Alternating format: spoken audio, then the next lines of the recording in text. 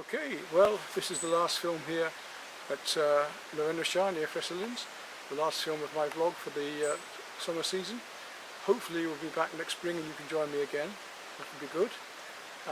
It's a beautiful time, as you see here now in the autumn. I wish I wasn't going back. I'd like to stay here and paint more with these colours, but in a week I have to go. So we might have a little bit more filming, but it's almost finished for this year. And here we are at Pêche Chauvet. Lisa's popped down to see me for a few days, which is lovely. She'll probably bugger off shopping and on walks, but she can always drag her fishing if she wants. We hope to get some. Peter's here today again with me, and so is Jason. He's coming down a bit later.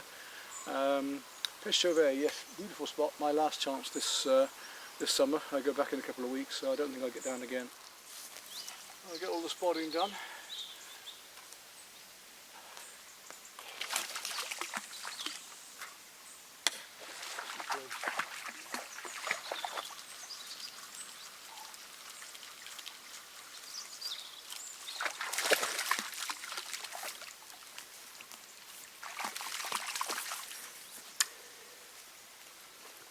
When I first came here, certain lakes fish different baits. You'll go to one lake, they won't touch this, you'll go to another and they want something else. But this lake fishes best on maize. And how did you find that out? Just by... Somebody brought me here. Oh. And then the peas I've been using elsewhere, I know fish like them, so...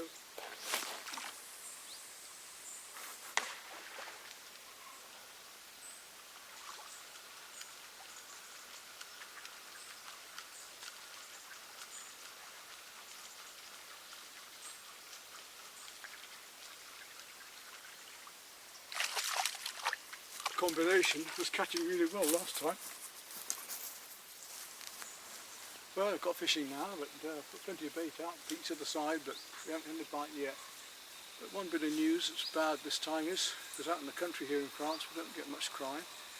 I was in the house, I'd left the door open to where the fishing rods are, because I was in there, and somebody came and stole 4 rods and reels and a bag of fly fishing gear. Look about meanness. My favourite barbel rods, my Mark II and Mark I Shakespeare's.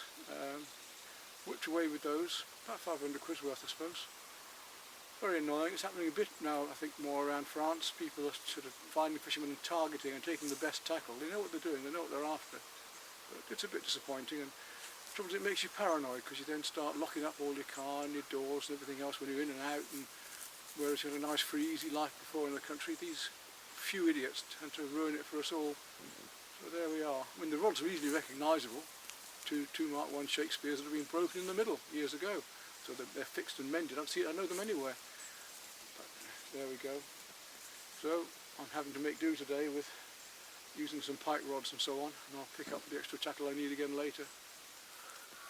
It's very cold today and I've lost one decent one, but I've got a small one on now at last. The only tiddler. It's on the big rod fairly far out, both times. Yeah? They're a bit further out. You got one on now? Yeah. Oh.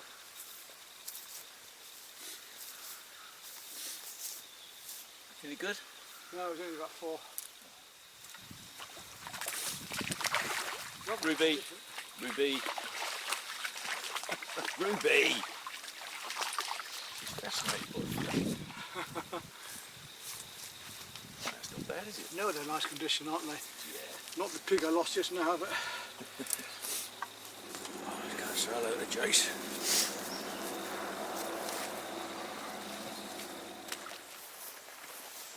Well, Lisa's turned up on her little walk, and some seps for us for tea. Aren't they lovely? Oh! We'll just have a look around to see if we can see any. They were just down here somewhere.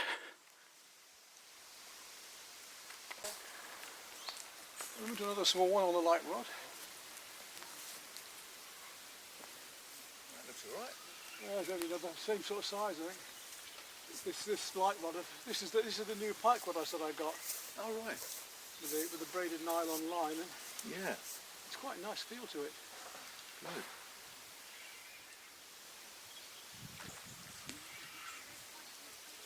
That was not bad. Nice.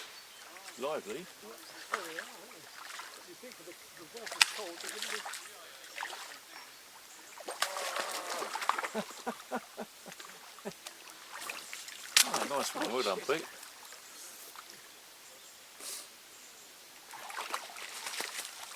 Well done. That's a bit bigger than the last one, isn't it? Yeah, a little bit, Yeah. not bad. Okay, another little nice fish. Aye, nearly 5 I think. On the light rod, so it fought well. A long one. Just in. Migrating cranes in the distance going over there.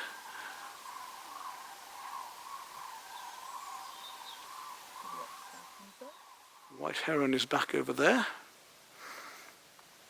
Unless it's a great egret, I don't know. He's got some more Seps Boletus. He's a magnet for those things. Yeah, they're beach ships. That one's a bit old. Look at that. That doesn't look real. It's so big. That's like fairy tale ones, isn't it? Got you on that. Yeah, you got one all right. Nice one. That's a nice fish. Just keep it in the water there till you get some net, yeah? What it was over the weeds there. All right. That's how you're all done. Nice fish. Yeah, it's going to be about 5 or 6. Lovely So fish. you've learned. The best ones. Yes. And so this one. Just got a few more. A lot of slugs though. There are a lot of older ones as well. And some nasties as well. He's on again. Certainly pulling him out here. You actually see the bite that time then? Yes, That's good. took it.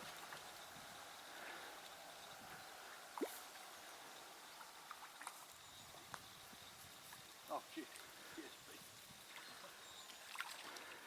There we go. Nice little leather carp. There we go, another little one. Yeah, another small one on. It's not too bad, humbled a bit. Another struggle, isn't it? Yeah, it's not huge, but it's doing well. Pretty fish.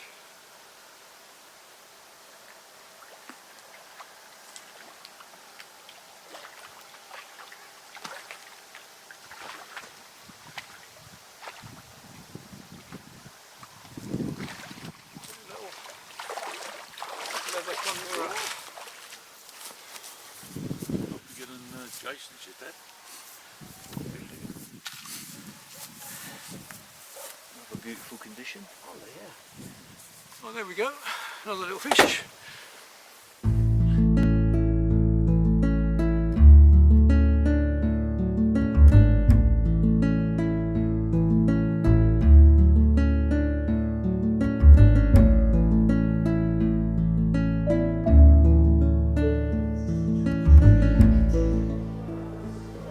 Les Japonais maîtres du feu repoussent les limites de la création et technique.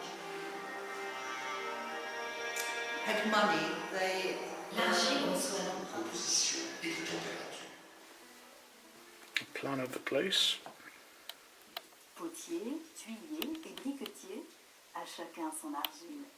Les premiers cherchent une argile. So they've got the different processes from the clay agile, from the clay from the ground, when they clean it and it's dry, and when it's been fired, go to the finished piece, they used to dig it. So this is the original derelict ruin of the building that was built at the start of all of this pottery. It's very likely there's a beat and bricks here. Lovely old well.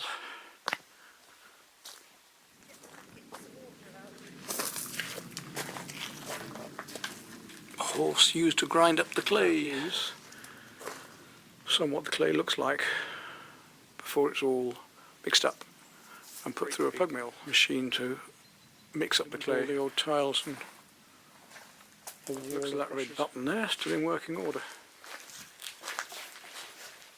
And this then they used to make the bricks, so the clay would be pug milled through here. And as it came out, they'd slice off the bricks, not in moulds. Lift up this piece here like a big cheese wire to slice your bricks off.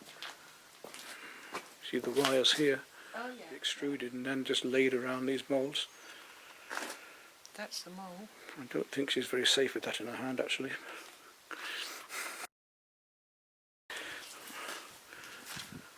The séchage.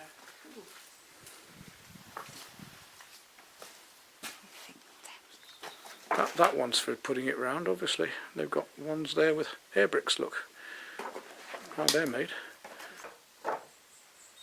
These are the paintings the chap was commissioned for. And loads and loads of bricks. Chenier, Creuse, Pouligny.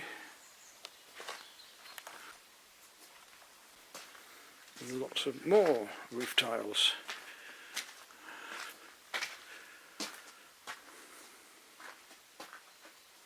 But I want to know how they produce these with the holes in them. And a big old wooden potter's kick wheel. I'm just dying to get on and have a go at that. I've been throwing for ages. That looks great fun, doesn't it? Right, yes. So we've got to clamber right in here first. And then you go anti-clockwise to throw. So it goes that way around. And we kick the wheel. You throw a lump of clay on here. And it down and centre it like that. Bring that clay up into a cylinder and push down, up into a cylinder and push down, press my thumbs into the middle and outwards, and then I bring the clay upwards like this, and continue up, supporting with this hand like this, and I can shape the pot inwards or outwards or collar it, et voila, je ne parle agile. So, just keep it going with your foot there, and that's about the speed. For centering, it would be about that speed, and to throw the pot we go a little bit slower, about that speed. Yeah. And that is how this wonderful machine works, and that's a huge bit of wood at the bottom to give the centrifugal force. Very basic, but it works. And then the various tools here. Okay, I come off. Find an easy way to dismount my beast.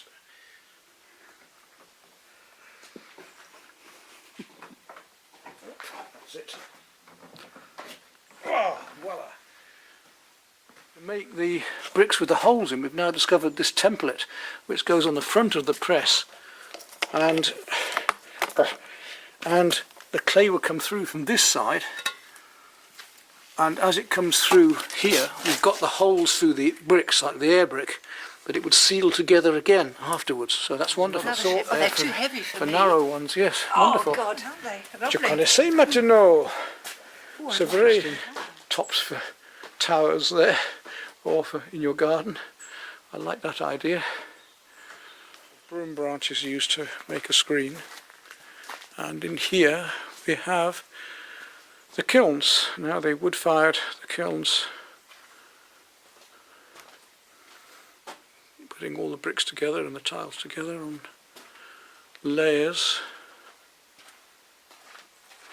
It worked by convection, so one area would gradually heat through to another area, like that. You can see how they're built up and they're stacked together to be most efficient.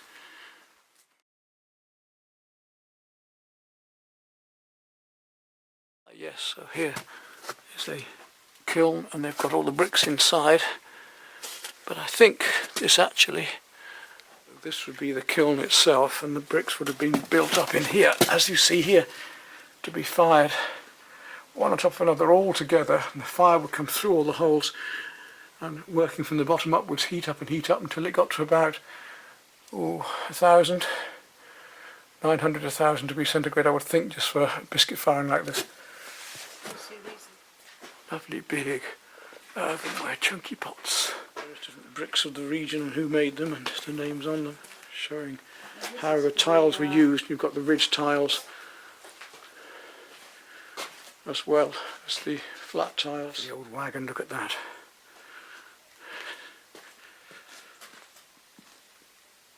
And again, how they would load the kiln up. The lights have come on now, because there was a light in the kiln underneath. The light just came on.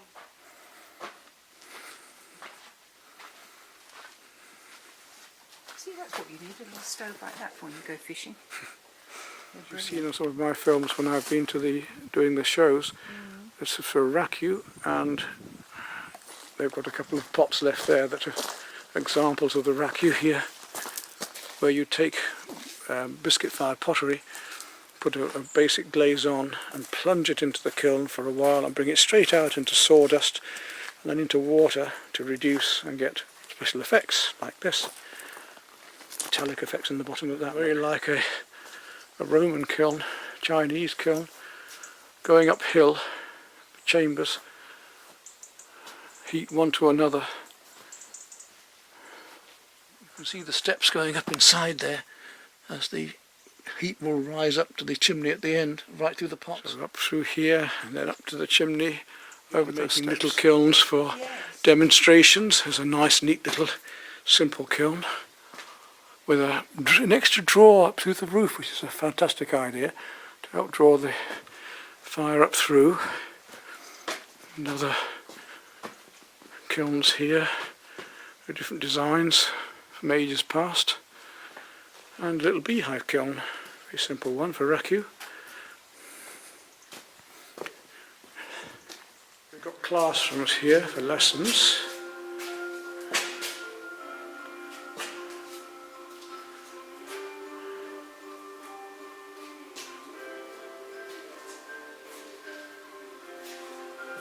Earthenware pots, from plant pots through to culinary pots, cream jugs, or milk jugs in this case. Used to work by the milk would gradually, the water would come through the pottery, and the reaction of water coming out of the pottery creates coolness. Like the Egyptians the same, you gradually lose all your wine or your water eventually, but it will keep it cool in the meantime as it gradually evaporates to the outside of the pot.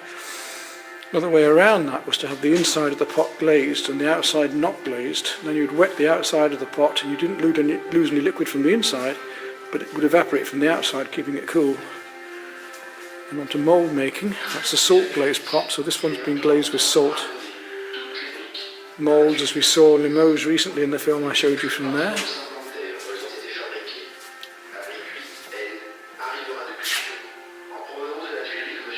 Salt glazed again, pots of cell it says. So they're fired quite high, to probably about 1100.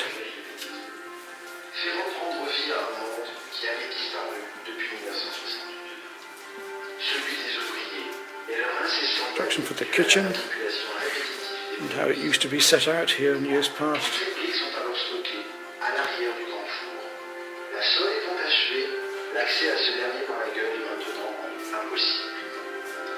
I love these cockerels, I think it's a lovely idea.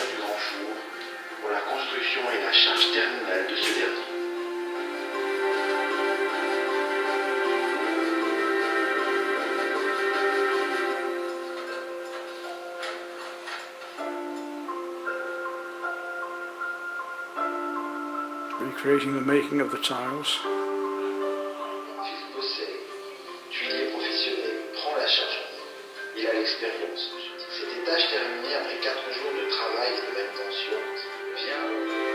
So it's saying it's about 2 weeks to actually load the kiln up. Wood required to fire it.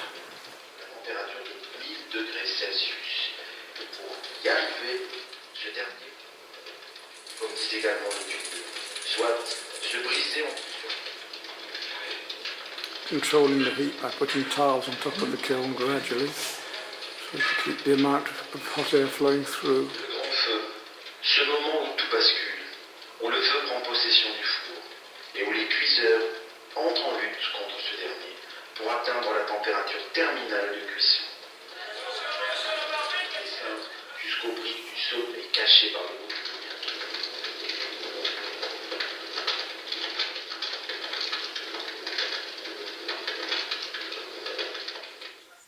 Une réussite.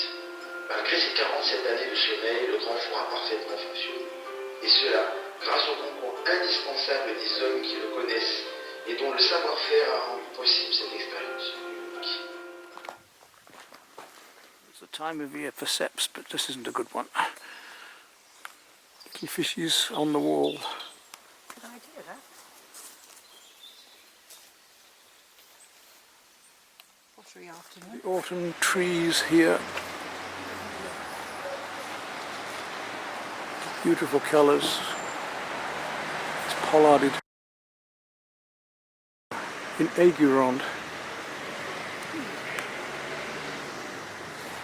And we're considering get a few buns to go with the evening meal of wild mushroom soup. Now in Argenton, come to collect some paintings and move things around and check what's for sale for the winter. Another brocante that I thought had closed down, but it's still open, and they've got some lovely stuff here.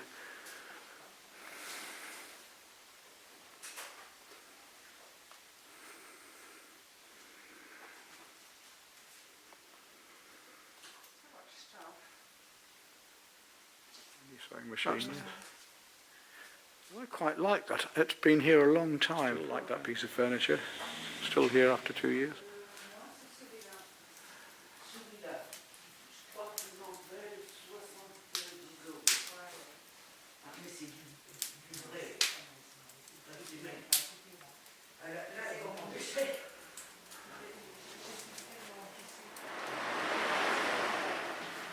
C'est les choses de foyer.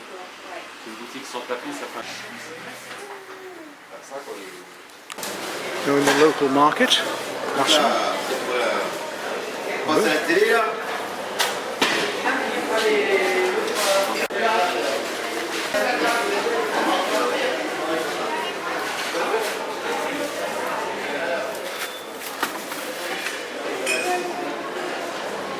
Never knew this market existed in Argenton, but it's very good.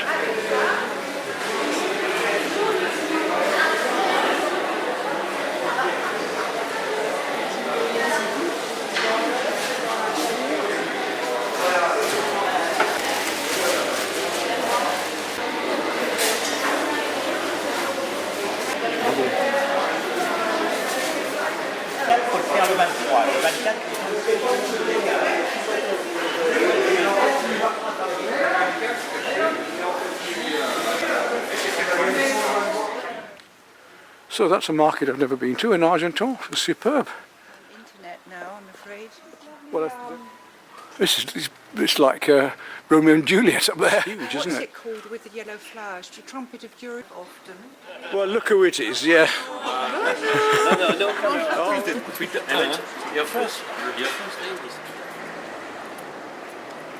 Argenton in winter. Still beautiful, although it's grey. That's where I've been having the gallery just here.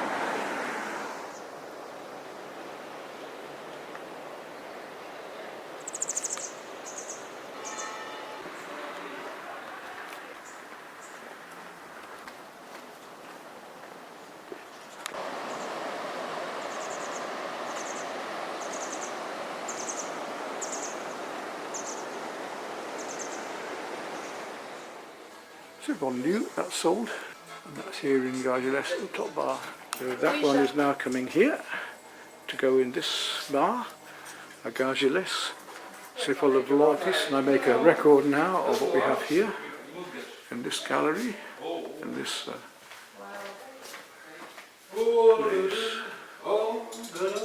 place. Still 2 weeks to go. It's finished.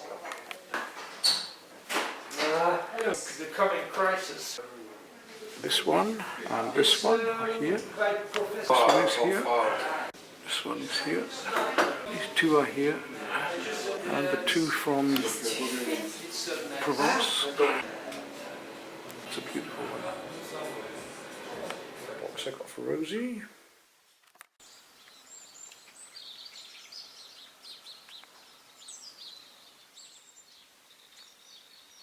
Mist is just rising on my garden. Cobwebs on everything and the dew. And cows in the mist.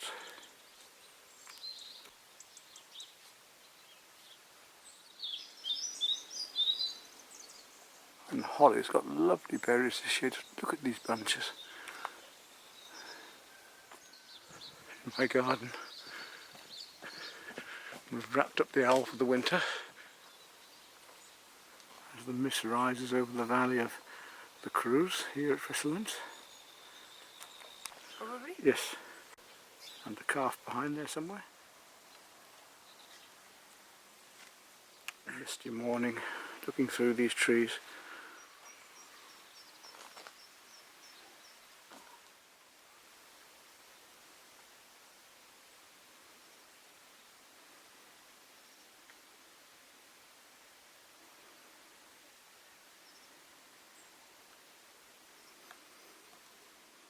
This lovely place, it's just a holiday home, but it must be gorgeous inside. I think it's all traditional.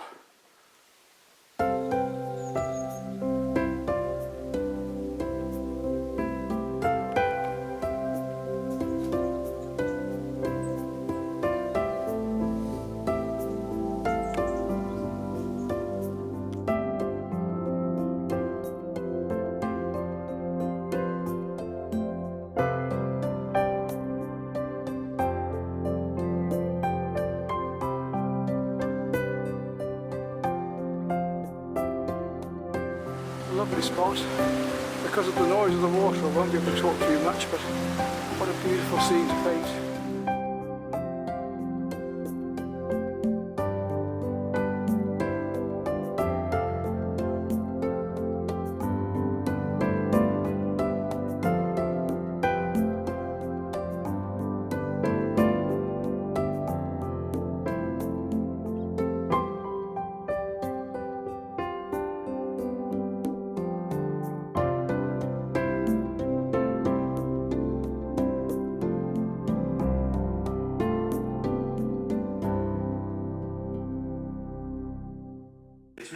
And tonight a nice Sunday roast.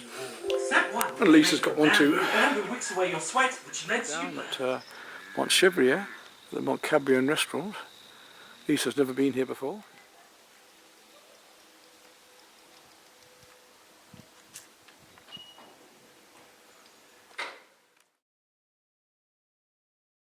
What is the menu today?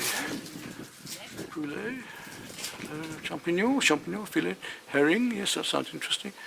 Terrine, the hare lièvre, yes, saucisse, de l'Aveyron avec le cèpe, and pintade,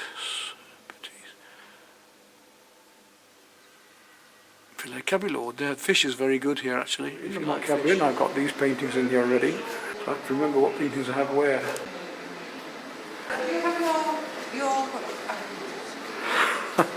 The big dining room, I have paintings here, and a lovely one there of the chateau with that one there I'd forgotten about. Vous êtes assis, moi je suis en hauteur, voilà, ça va pas. Very good. So far you're impressed then, Lisa? It's a good place, isn't it? I think this is where we're having artists' food. Yes. To finish, a café au lait with pistachio.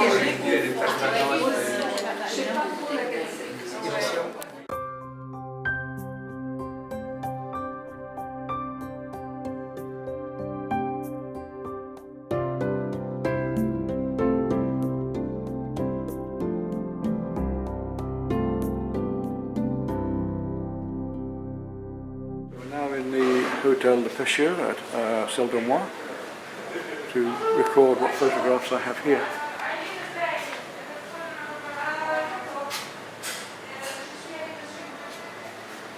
That one will stay. We have this is in the Hotel Artis,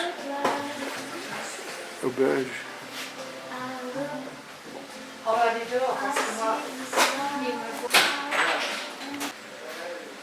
2030, encore 2030.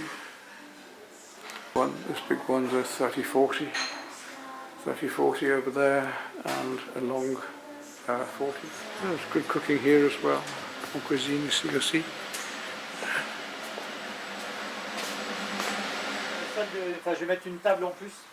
So this little day today, going around the galleries or areas where I have my work. We finish up at Fresselines, and in a moment we're going to have a nice drink and a bit of cake with Christine Guillebord, who lives here at Chambordot, and bed and breakfast and has the gallery Le Main et de l'Oeil, the hand on the eye. Hopefully the hotel over here is going to open up this next year. Somebody's going to take over.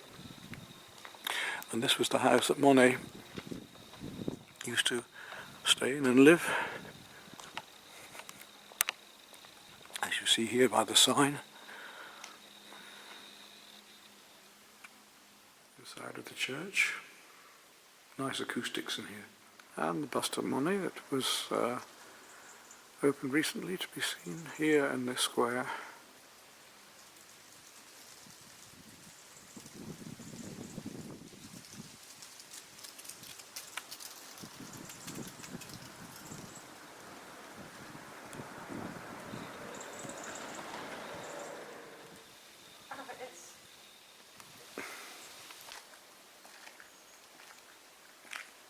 In the distance we have La Renaissance,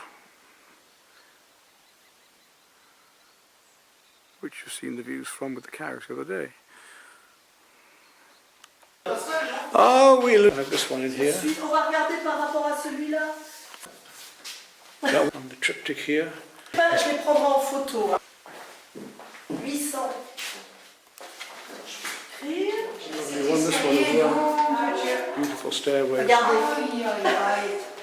It's a bell, Louis. Extraordinaire. This is the exhibition hall. The new exhibition.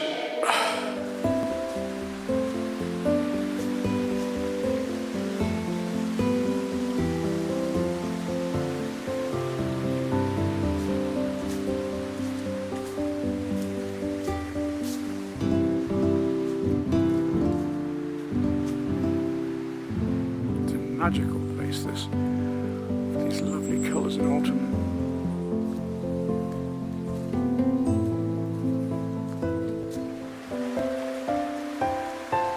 So many paintings I could produce here, looking at this, as I'm sure you could.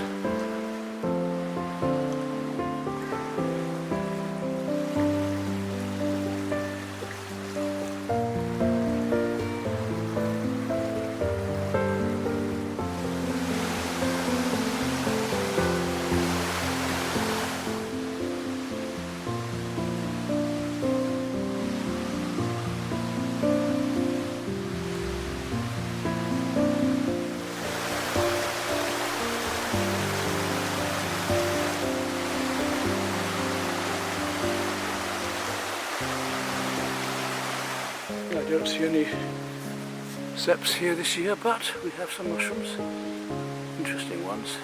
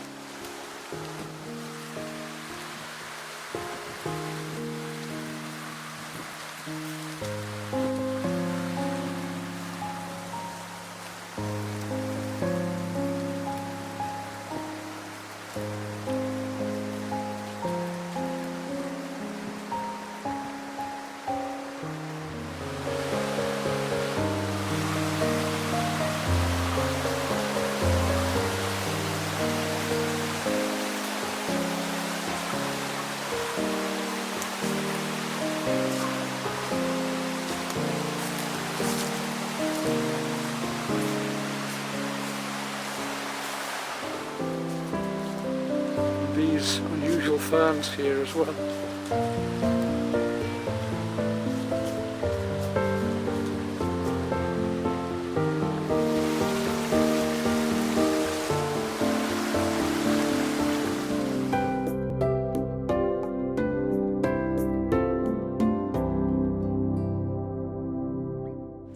Well, the sun is out just for a moment and I've come down to the Pont de Paille-Guillon for my last painting here, I think. If I manage this one, I have to hope the weather holds. We shall see. Let's see what we can do. Try and find a composition here. It's all lovely. None of these places are possible. Quite like this view here. They're all lovely. I'm in this very beautiful place down on the little Creuse again, my favourite spot. Difficult to find composition because there's so many good ones today. The rain could come and go, so I have to be very quick, try and do a big canvas. It's my last chance before I go away in a few days. Let's try. So there we go, my last day's work, and pushed myself, and I think it was worthwhile in the end, don't you? Certainly didn't know what was going to happen painting like that with this size, but there we go. Voila, the finale will be set, it's all done.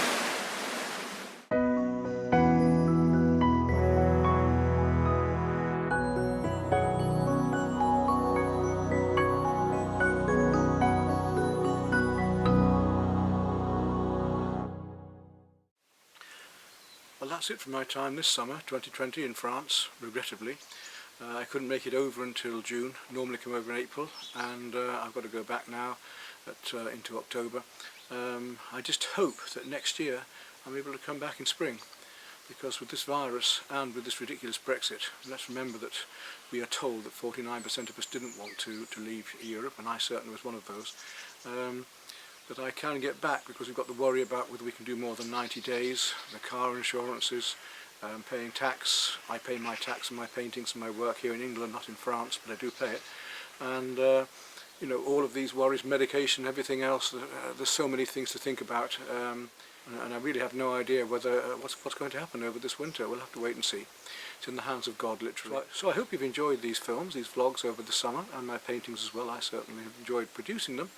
And I hope to share more over this winter with you back in England. Won't be quite the same, of course, and pray to God then that next year I'm able to come back in spring and we can continue life here and meet my friends again. And many of you who I know have been following me may come and visit me and join me also, as at least 5 families have in fact now come over, having seen the videos, and now made a life here in the Creuse. Goodbye then, and see you back over in England.